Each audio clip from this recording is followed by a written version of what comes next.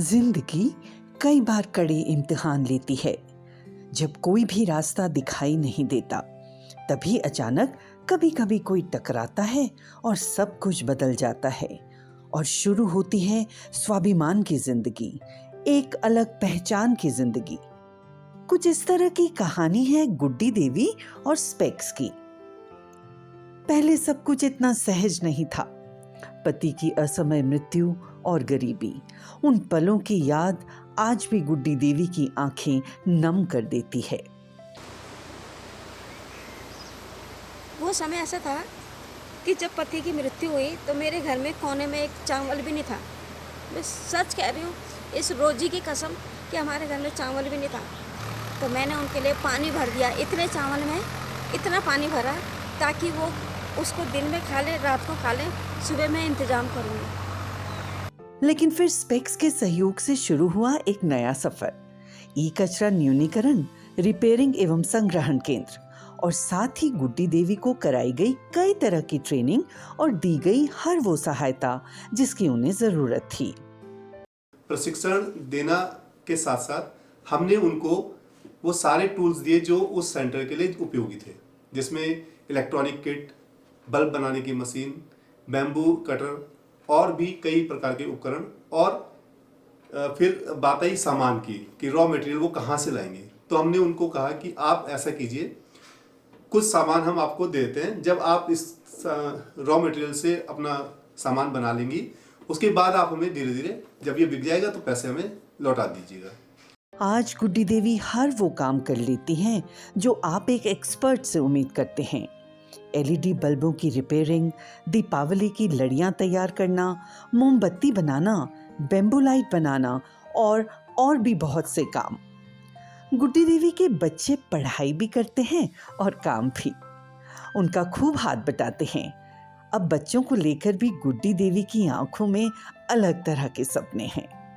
हम बल्कि आपस में मजाक करते हैं बेटे के साथ कि बेटा एक फैक्ट्री तुम्हारी होगी छोटी सी, एक सोनाली की होगी, एक दिव्या की होगी, तो आपस में जो है तुम लोग। तो मेरा बेटा कहने लगा, हाँ मैं तो थोड़ा थोड़ा बताऊंगा, सारे माल बता दूंगा तो ये अपना करेगी, वो अपना करेगा। मैंने कहा नहीं, तो मैंने कहा तीनों को ही सिखाना है, एक कहीं और होगा, कहीं और होगा और वो कहीं और होगा, तो तीनों को ही हर चीज़ सिखानी है।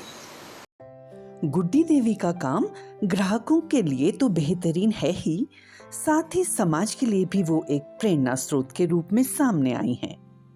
अड़ोसी पड़ोसी में जितनी ये मेहनत कर रही है कोई भी नहीं है। मतलब किसी की हिम्मत है कि जो इतने बच्चों को पढ़ा लिखा के इतना बड़ा कर रही है। अब छोटी बड़ी लड़की देख लो, उसने नर्सिंग कोर्स करवा दिया, और जिनके पास पैसा होता है वो अपने बच्चों को नहीं करवा सकते, इतना जिन्होंने ये कर रहे। हम बल्ब लाए थे ना इनके यहाँ, अच्छा बढ़िया बनाते हैं, 6 महीने चला था बढ़िया। इनके काम से संतुष्ट हैं। उन्होंने बहुत कोशिश करी पर उसने कोशिश करके भी हिम्मत बांध दी ना काम करने की। हमें ये खुशी है, अच्छा चल रहा और अच्छा ही चलना चाहिए। गुड्डी देवी के संघर्ष व काम को कई संस्थान सम्मानित कर चुके हैं और निश्चित रूप से गुड्डी देवी की यह सफलता स्पेक्स के लिए भी हमेशा यादगार रहेगी। गुड्डी देवी अगर अपनी इसी से उभरने के लिए कोई छटपटाहट है और उस छटपटाहट से कोई सीखना चाहता है तो गुड्डी देवी से मिले। एक ऐसी महिला जिसके अंदर ट्रांसफॉर्म होने के पूरे गुण हैं। जब हमने ये परिकल्पना की थी और हम सुपात्र ढूंढ रहे थे, तो शायद ये गुड्डी देवी का भाग्य और हमारा भाग्य था कि जो एक दूसरे से हम मिले। परिकल्पना करना, सपने देखना, लेकिन उसमें रंग भरना, उसके लिए कर्म करना, वो गुड्डी देवी जैसी महिला और दीदी का काम है।